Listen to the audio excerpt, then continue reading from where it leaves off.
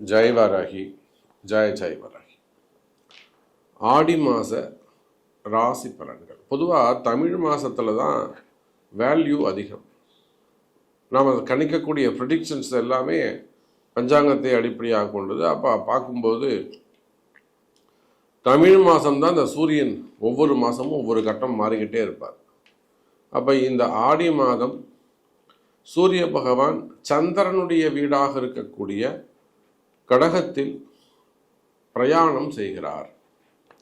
பாருங்க, சூரிய பகவான் சந்திரனுடைய வீட்டில்.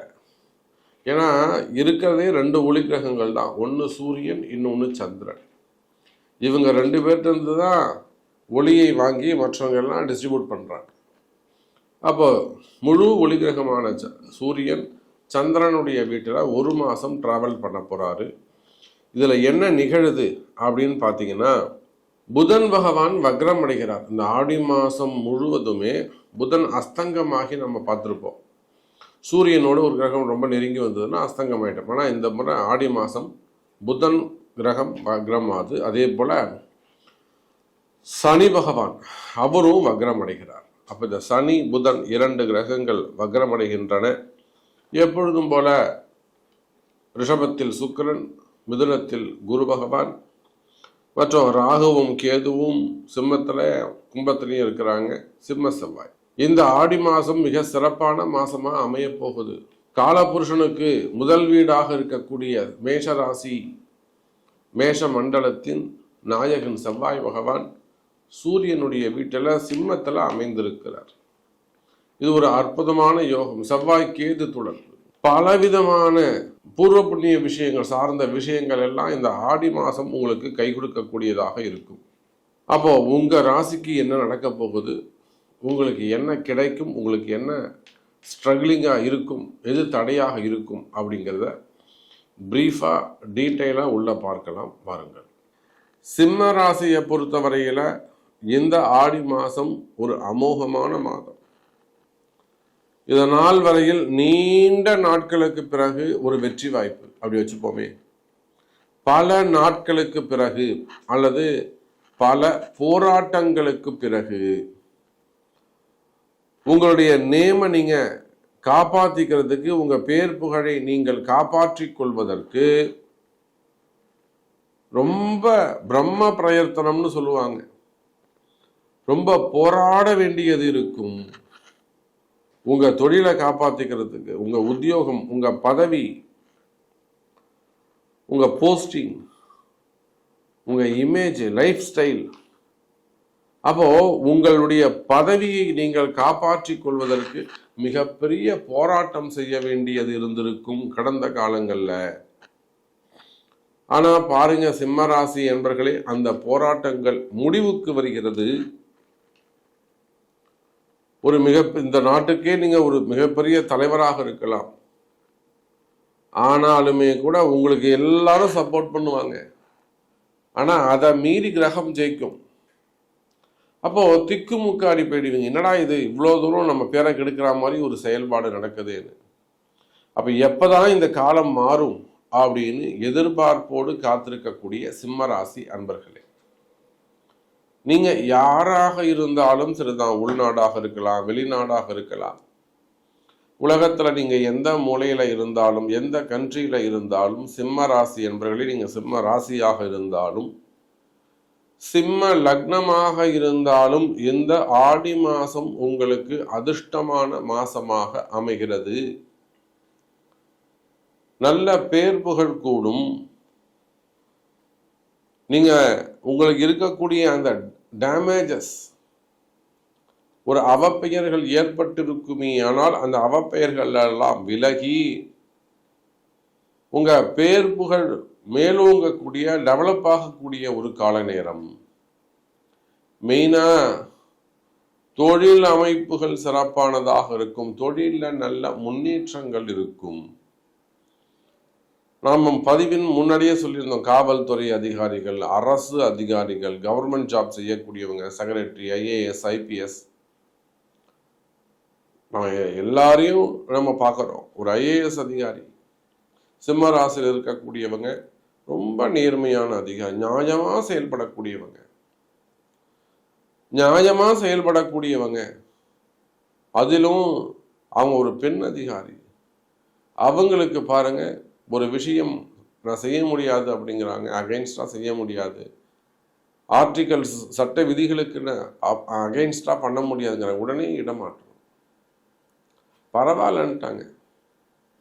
அப்போ அந்த மாதிரி நேர்மை தர்மத்துல உறுதியாக இருக்கக்கூடிய சிம்ம ராசி என்பர்களே, நான் நியாயமா ஆர்டிகல்ஸ் பிரகாரம் தான் நான் செய்வேன் அப்படின்னு சொல்றாங்க அந்த அம்மா. தப்பு கிடையாது. ஆனா அவங்களுக்கு ஒரு கடுமையான கால சூழ்நிலை நம்ம கிட்ட வர்றாங்க. அம்மா நீங்க ஒண்ணுமே கவலைப்படாதீங்க, ஸ்ட்ராங்கா இருங்க, நீங்க தர்மத்தின்படி அடி எடுத்திருக்கிறீங்க, நீங்க என்ன துன்பம் வந்தாலும் நம்ம பார்த்துக்கலாம் அப்படின்னு சொன்னா ஸ்டடியா இருக்கிறாங்க. அதை வின் பண்ணிட்டு வந்திருக்காங்க. யார் இவங்களை புஷ் பண்ணாங்களோ இன்னைக்கு அவங்க எல்லாம் போய் சிக்கல்ல மாட்டிக்கிட்டாங்க. நீங்க நம்ம டிவியெல்லாம் பார்க்குறோம். நம்ம யாரெல்லாம் புஷ் பண்ணாங்களோ, எந்தெந்த அரசியல் கட்சிகள்லாம் பண்ணாங்களோ அவங்கெல்லாம் இன்னைக்கு போய் சட்ட சிக்கல்ல போய் மாட்டிக்கிட்டாங்க. இந்த அம்மா இன்னைக்கு நிம்மதியா இருக்காங்க. காரணம் என்ன? அதுதான் தர்மம். அப்ப அந்த மாதிரி நான் தர்மத்தை மீறி செய்ய மாட்டேன், நேர்மையாத்தான் நான் நடந்துப்பேன் அப்படின்னு உயர்ந்த பண்புடைய சிம்ம ராசி அன்பர்களே. தர்மத்தை மட்டுமே நிலைநாட்ட வேண்டும்னு பொதுவாகவே இந்த சிம்ம ராசி என்பவர்களுக்கு நேர்மை பிடிக்கும். உண்மையா இருக்கணும், சூரியன் இல்லை, உண்மையா இருக்கணும் சாமி அப்படின்னு சொல்லுவாங்க. அப்போ 1000 கஷ்டம் வந்தாலும் நேர்மையாக போராடக்கூடிய, உலகம் முழுவதும் வாழக்கூடிய எனதருமை சிம்ம ராசி அன்பர்களே, இந்த ஆடி மாதம் உங்களுக்கு கை கொடுக்கும். எத்தனை தொழில் போட்டிகள் இருந்தாலும், தொழிலில் எத்தனை எதிரிகள் இருந்தாலும், தொழில் அமைப்புகளில் உங்களுக்கு எத்தனை பிரச்சனைகள், எத்தனை தொழில் போட்டிகள் இருந்தாலும், வெளிநாடுகள்லாம் நம்ம பார்க்குறோம், பிரிட்டன், பிரான்ஸு, ரஷ்யா, அங்கெல்லாம் கூட நம்முடைய தமிழர்கள் அங்கெல்லாம் கூட போயிட்டு கடைகள் வச்சிருக்கிறாங்க, பிஸ்னஸ் பண்ணுறாங்க. அவங்க எல்லாருக்குமே கூட ஒரு சில பிரச்சனைகள் எல்லாம் அங்கே ஏற்படுகிறதா.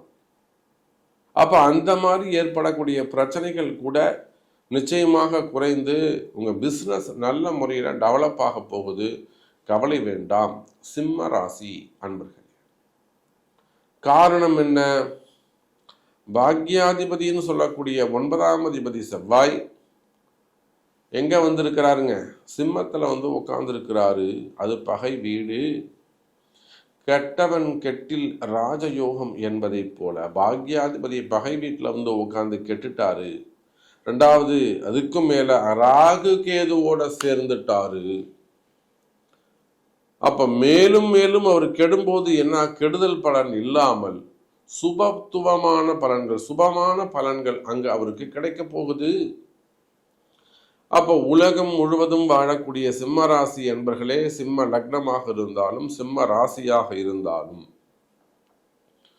உயர்ந்த பதவியிலே நீங்க இருந்தாலும், நாட்டுக்கே ராஜாவானாலும் சிஎம் ஆனாலும், அல்லது ஒரு கடைநிலை சாதாரண ஒரு விவசாய பெருமக்களாக இருந்தாலும், அப்ப நீங்க யாராக இருந்தாலும் உலகம் முழுவதும் வாழக்கூடிய சிம்ம ராசி அன்பர்களே, நீண்ட நீண்ட நாட்களுக்கு பிறகு வெற்றிக்கான பாதை, நீண்ட நீண்ட நாட்களுக்கு பிறகு நம்பிக்கையாக இருங்கள், உங்களுடைய வெற்றிக்கான கதவு திறக்கின்றது.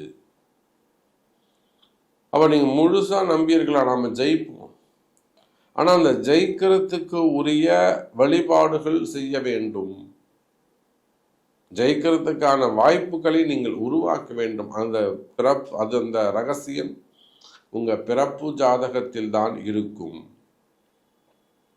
அப்ப சிம்ம ராசி என்பர்களே, தொழில் அமைப்புகள் சிறப்பானதாக இருக்கும். தொழில நல்ல முன்னேற்றங்கள் இருக்கும். கடன் சுமைகள், கடன் பிரச்சனைகள் குறையும். குறிப்பா வம்பு வழக்குகள், ரகசியங்கள், செட்டில்மெண்ட், நிறைய செட்டில்மெண்ட் பேச வேண்டியது இருக்கும். நான் தான் சொல்லிட்டேனே, நீங்க ஒரு குறிப்பிட்ட அமௌண்ட் சம்பாதிச்சிருக்கிறீங்க அப்படின்னாக்கா அதுல ஒரு 50% நீங்க கண்டிப்பா அதை ஸ்பெண்ட் பண்ணி தான் ஆகணும். அப்பதான் அதனுடைய பாபத்துவம் குறையும். அந்த மாதிரி உங்களுக்கு பேர் புகழ் ஏதேனும் களங்கம் ஏற்பட்டிருக்குமே ஆனால், ஒரு நேம் கெட்டுப்போகுது சாமி, ஒரு பேர் கெட்டுப்போகுது, நாம் இதை எப்படியாவது நல்ல பேராக மாற்றணும், உண்மையிலேயே அவர் அப்படி ரொம்ப நல்லவருங்க அப்படின்னு நீங்கள் சொல்வீர்களே ஆனால், கவலைப்படுவீர்களே ஆனால், நிச்சயமாக சிம்ம ராசி என்பர்களே நல்ல அவப்பெயர் நீங்கி நல்ல பெயர், ஒரு நல்ல இமேஜ் உங்களுக்கு கூடுவதற்கான வாய்ப்புகள் உண்டு.